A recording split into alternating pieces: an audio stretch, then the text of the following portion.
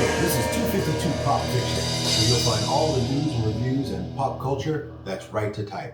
Today's top stories, Jay Bizzle. Due to technical limitations, starting on December 1st, 2019, a bunch of older Samsung and Roku devices will no longer be able to access Netflix. And that sucks for the Gaddy house, because I'm going to tell you what we got. You're all Samsung and Roku. We got a bunch of Samsung and Roku devices. Oh, man. And if Netflix ain't working no more, Sorry, kids. all my old phones I passed down to the kids. Sorry. Daddy, can we get a no? I'm not getting a new nothing. No. Keanu Reeves steps out. I'm not even sure why this is news, but Keanu Reeves steps out for the first time on the red carpet with his age-appropriate girlfriend, and the internet was on fire. Not to mention that most people thought she was Helen Mirren. Yeah. But Keanu Reeves' girlfriend she's an older gal.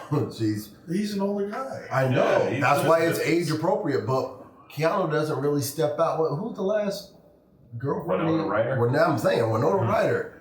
So it was like when they was on the red carpet together, people were like, "Hey, why did Keanu bring his mom?"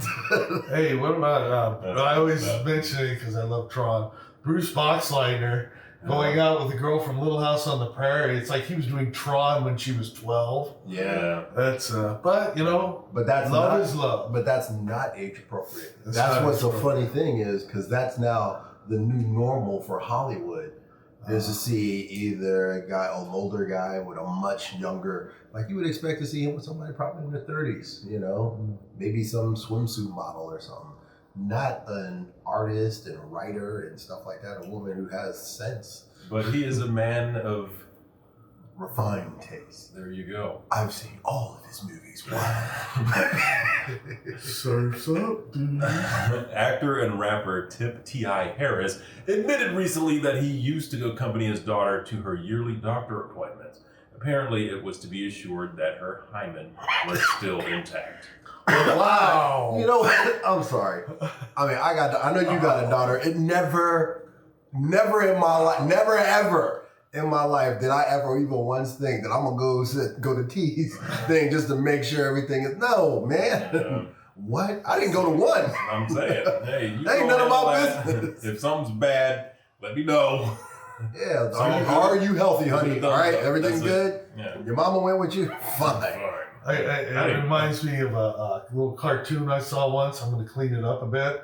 But it shows the worried father, and the daughter says, "Don't worry, Dad, I can't get pregnant. I took it up the butt." I think, all right. And that's the cleaned up version. That joke notwithstanding, going back into whatever T.I. was doing, and for him just to say it so openly, like as a matter of fact. Of course I do. Yeah, of course I did that. I can. Yeah, and it's like, All good parents do hymen screenings. yeah, it's almost like I ain't gonna say like in the deep dark Africa where they were just like, Clit chopping? yeah, that's like, what are you doing? What are you doing? You don't get to enjoy sex. Yeah. You're not a living human being. And then why are you so worried about it, man? If you have an open, honest relationship with your kids and you talk to them, and you just all you can do as a parent, and you just hope for the best that they're out there making good choices. Yeah, but you don't want to know. So just All right. don't make waves. Let them do what they gonna do. All Just right. tell me if you got AIDS. Keep going. Comedian Louis C.K. admitted that the allegations of lewd behavior made about him by several women were true. Yeah. He now is embarking on a world tour. A tour started in Richmond, Virginia, and will see the comedian perform in Israel, Slovakia, and Hungary, as well as all over the United States. You know what I have to say? He's coming It here. sounds to me like he's doing a world tour, doing what he did to those women. And if so, that will not take off. The I'm coming in a potted plant tour. Yeah. I feel like he's been in comedian jail for 2 years, and it's time to let the man off the chain for jerking off. Listen, I understand he wasn't just surprising people with it. He would ask first. Yeah, Is this okay? Hey, would you mind? Everybody's got their It wasn't just And like, then, of course, you- hey, Yeah. Of course you say, yeah, I mean, no, I don't mind, because you don't think he's really going to do it. Then he does it. It's like, hey, could you stop? No, I can't stop. Yeah, and I'm almost there. You can hate me for saying this, but I'm sure they will. Why didn't they just leave the room if they were uncomfortable? So, It's you know my what? room. I'm out. Have fun in Weirdsville. Well, the reason to answer your question is because when the problem with it was that power matrix. Like, he was the boss. He was the guy. It wasn't just like randoms. They worked for him and stuff like that. Yeah. So it's like, oh, my boss asked me if it's okay, I guess. But they had perfectly good blackmail material. He likes to do You what he mind? does in front of Do women. you mind if I record? Yeah. With my I know. for the jury. Just walk out of the room. Job's not worth having if he's doing freaky stuff Nice like that. segue. This week's review. The Mandalorian, Season 1, Episodes 1 and 2. This is spoiler free, so go ahead. You don't have to turn off any of your devices or whatnot. With the feel of a spaghetti western in a galaxy far, far away, a rogue bounty hunter makes his way through the scum and villainy of a post-galactic empire regime. With the writing, talents, and producer of Kathleen Kennedy, Jon Favreau, directed by Dave Filoni, who also directed a whole bunch of the Star Wars Rebels. They have really taken a Star Wars movie and made it a Star Wars television series.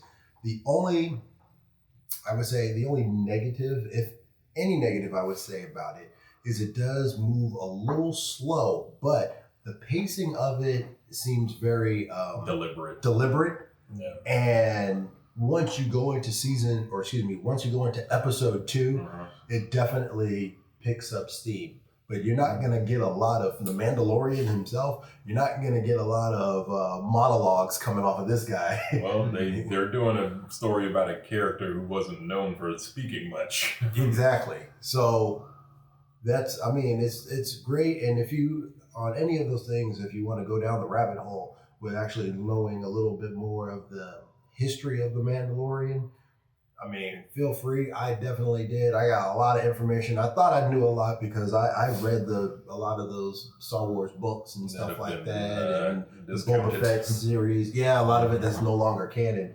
But I mean, once you take that genie out the bottle, it's out there. But you know, I still got to say, a lot of people disagree with me on this. Mm-hmm. I don't think most people had heard of the Mandalorians before Knights of the Republic video game.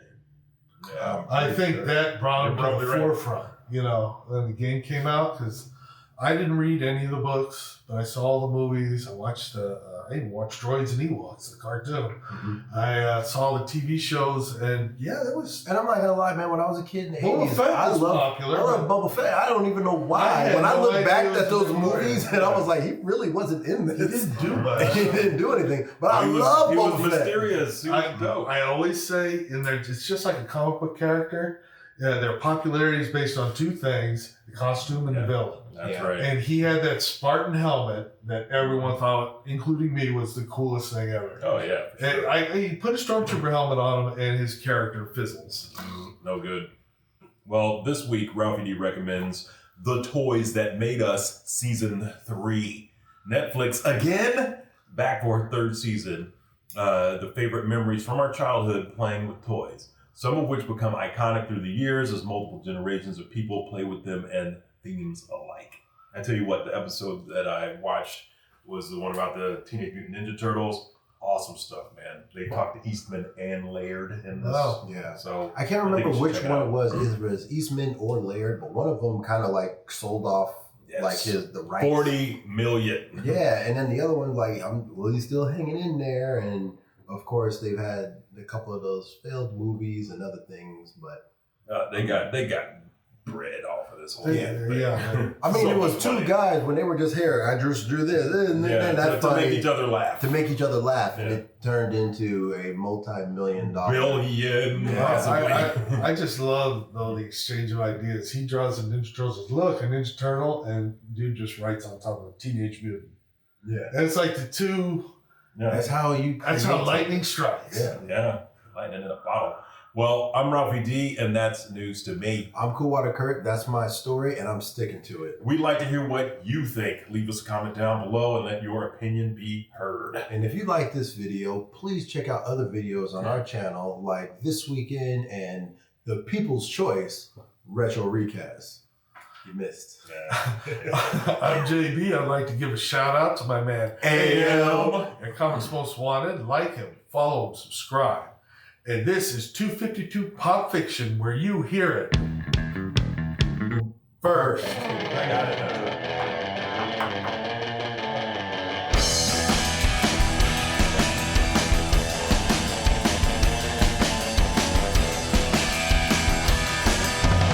Adonis, pull yourself together.